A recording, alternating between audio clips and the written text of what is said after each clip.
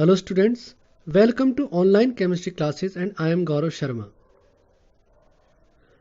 It is video number 30 from the chapter Solutions. Students, पिछली videos में हमने देखा ऑस्मोसिस क्या होता है, ऑस्मोटिक प्रेशर क्या होता है और ऑस्मोटिक प्रेशर को कैलकुलेट करने के लिए हमने फार्मूले को भी डेवलप किया। साथ ही हमने देखा कि आइसोटोनिक सॉल्यूशंस क्या होते हैं, हाइपरटोनिक, हाइपोटोनिक सॉल्यूशंस क्या होते हैं।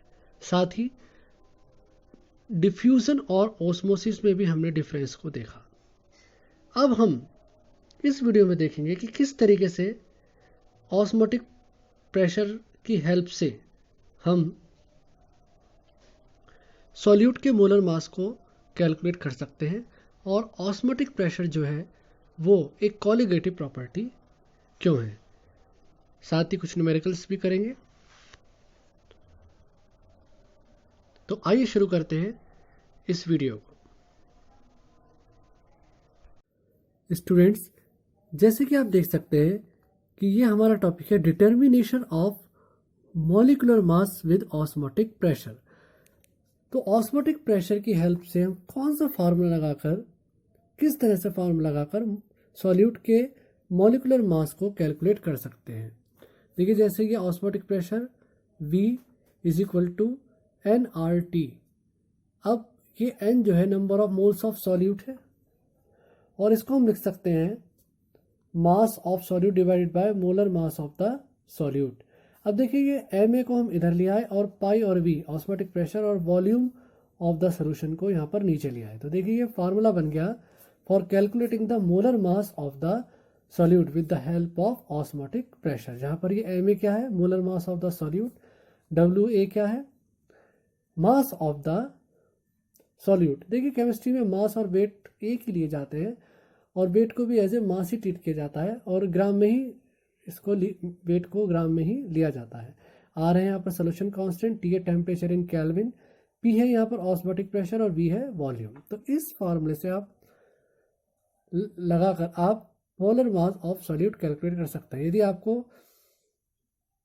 ऑस्मोटिक प्रेशर पाई पता है, किसी भी तरीके से यदि आप ऑस्मोटिक प्रेशर एक्सपेरिमेंटली कैलकुलेट कर लेते हैं तो आप इसकी हेल्प से, इस फार्मूले की हेल्प से आप यहाँ पर ये मोलर मास कैलकुलेट कर सकते हैं। This method is usually not preferred for the determination of molecular mass. देखिए, मॉलिक्यूलर मास या मोलर मास को कैलकुलेट करने के सबसे बढ़िया तरीके होते हैं elevation in boiling point and depression in freezing point. Osmotic pressure और relative lowering of vapour pressure ज़्यादा अच्छे तरीके नहीं माने जाते हैं, लेकिन फिर भी जो मैक्रो मॉलिक्यूल्स होते हैं, however for the determination of molecular mass of protein, polymer and other macromolecules, जो बड़े molecules होते हैं उनके मोलर मास को डिटरमिन करने के लिए ये मेथड सबसे अच्छा होता है। It is considered to be one of the best suitable method. देखिए, इसका कारण क्या है। एक तो ये कारण है कि जो बड़े मॉलिक्यूल होते हैं, मैक्रो मॉलिक्यूल्स, पॉलीमर्स, प्रोटीन वगैरह, इनके लिए जो elevation in boiling point, depression in freezing point की जो वैल्यू कैलकुलेट होकर आती है वो इतनी कम आती है कि उससे मॉलिक्यूलर मास का सही से निर्धारण होना बहुत ज़्यादा मुश्किल हो जाता है। दूसरा कारण यह है कि जो एलिवेशन विन बॉइलिंग पॉइंट पर जब हम टेम्परेचर को बढ़ाएंगे तो जो प्रोटीन जैसे मैक्रोमोलिक्यूल हैं वो डीनेचर्ड हो जाते हैं। एक कारण इसमें ये है। तो इन कारणों की वजह से हम जो मैक्रोमोलिक्यूल्स या बड़े साइज वाले मॉलिक्यूल होते हैं, प्रोटीन, पॉलीमर एक्सेट्रा, इनके लिए ऑस्मोटिक प्रेशर की सहायता से ही उनका मोलर मास हम निकालना ज़्यादा प्रेफर करते हैं। अब हम एक न्यूमेरिकल को करेंगे।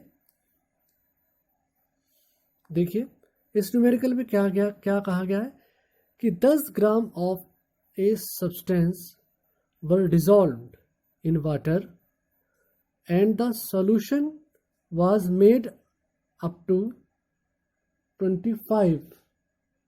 250 सेंटीमीटर क्यूब। देखिए 10 gram of substance were dissolve in water, 10 ग्राम कोई सब्सटेंसेस को पानी में घोला गया है और सोल्यूशन का जो वॉल्यूम है वो 250 सेंटीमीटर क्यूब, सीसी कह दीजिए या ml कह दीजिए, 250 सीसी कर दिया गया है। The osmotic pressure of the solution was found to be 8 × 10⁵ newton per metre. Osmotic pressure की वैल्यू इतने न्यूटन पर मीटर है, इसको पास्कल भी कहते हैं, एट 288 केल्विन। देखिए टेम्परेचर दे दिया है, इतने temperature. Find the molar mass of the solution, solution का molar mass, molar mass of solute का मोलर मास आपसे पूछा है। देखिए इसमें सोल्यूट का मास दिया है 10 ग्राम, पूरे सोल्यूशन का वॉल्यूम दिया है सेंटीमीटर क्यूब में 250 सेंटीमीटर क्यूब। देखिए इसको मीटर क्यूब में कन्वर्ट कर लिया हमने, 2.5 × 10⁻⁻⁴ मीटर क्यूब में कन्वर्ट कर लिया, क्योंकि जो हमारा ये ऑस्मोटिक प्रेशर दे रखा है ये न्यूटन पर मीटर स्क्वायर में दे रखा है, इसलिए यहाँ पर मीटर क्यूब में कन्वर्ट करना जरूरी था। तो ये ऑस्मोटिक प्रेशर की जो वैल्यू आ गई वो आ गई 8 × 10⁵ न्यूटन पर मीटर स्क्वायर। ये आर की वैल्यू जो हमने चूज करी है वो करिए 8.314, जैसा कि हमने 11th में भी पढ़ा था कि जो आर की वैल्यू डिपेंड करती है कि पी और वी किस यूनिट में लिए गए हैं।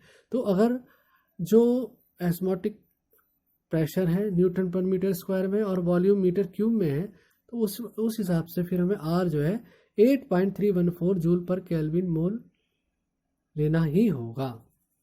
अब टेम्परेचर जो दिया है वो दिया है 288 केल्विन।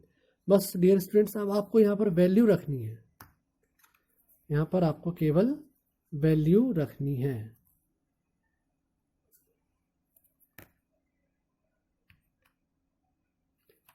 देखिए यहाँ पर ये WA की वैल्यू दे रखी है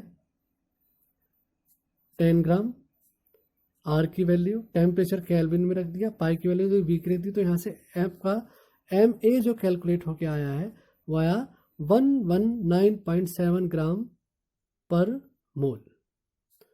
अब एक न्यूमेरिकल आपको मैं घर के लिए देता हूँ, आप अपने आप से करिए। 20 centimetre cube of an aqueous solution of A protein contain, देखिए एक एक्वस सोल्यूशन है प्रोटीन का, उसका वॉल्यूम दिया है और उसमें 1.26 ग्राम प्रोटीन है। The osmotic pressure of this solution 300 kelvin is found to be this.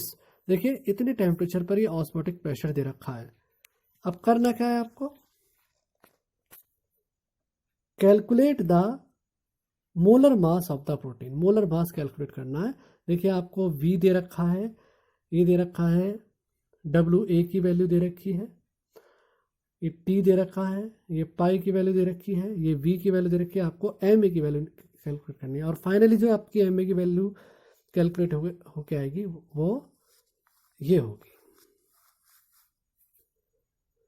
Dear students, अगली वीडियो में फिर हम आएंगे एक नए टॉपिक के साथ, लेकिन अगली वीडियो में जाने से पहले अब मैं आपको यहाँ पर एक बात और बताना चाहूँगा कि देखिए ये जो हमने यहाँ पर फार्मूला ड्राइव किया है, इसमें आप ये देखेंगे कि जो ऑस्मोटिक प्रेशर है वो सोल्यूट के number of moles per depend है और नंबर ऑफ मोल्स डिपेंड होता है नंबर ऑफ पार्टिकल्स पर। तो सोल्यूट, इसका मतलब ये हुआ कि जो ऑस्मोटिक प्रेशर है वो सोल्यूट के नंबर ऑफ पार्टिकल्स पर डिपेंड है, इसलिए ऑस्मोटिक प्रेशर एक तरह से क्या बना, एक कॉलिगेटिव प्रॉपर्टीज। ये सॉल्यूट की नेचर से इसका कोई लेना देना नहीं है। ये जो ऑस्मोटिक प्रेशर है ये सॉल्यूट के नंबर ऑफ मोल्स यानी कि नंबर ऑफ पार्टिकल्स से ही रिलेटेड है। नेचर से इसका कोई लेना देना नहीं है। नंबर ऑफ मोल से रिलेटेड है। एक मोल में 6.023 इंटू 10 की पावर 23 पार्टिकल्स होते हैं। तो सीधा मतलब है कि जो पाई है वो नंबर ऑफ पार्टिकल्स से रिलेटेड है। सॉल्यूट की नेचर क्या है इससे डिपेंड नहीं करता है, इसलिए osmotic pressure is an colligative property. Dear students, अगले वीडियो में हम कुछ और न्यूमेरिकल के साथ आएंगे। Till then have a nice day.